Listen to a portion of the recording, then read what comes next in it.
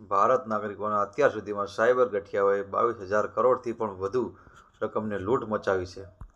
મિત્રો, એક સમય હતો કે ચોર લૂંટારો ઘરમાં પડીને ચોરી કરતા હતા.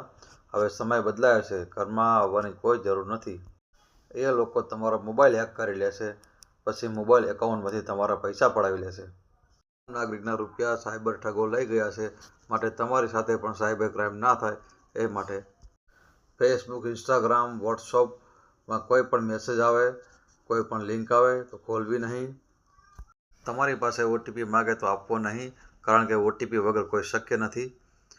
બને ત્યાં લગી તમારા પાસવર્ડને 3 મહિને બદલાવતો રહેવો.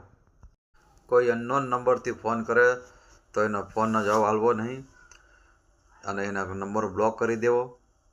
સંપૂર્ણ જવાબદારી આપણી સૌની છે, કેમ કે સાયબર ફ્રોડથી બચવા જુદા જુદા જિલ્લાઓમાં પોલીસ મથકો ઊભા કરી દીધા છે, પણ કોઈ પરિણામ મળી રહ્યું નથી.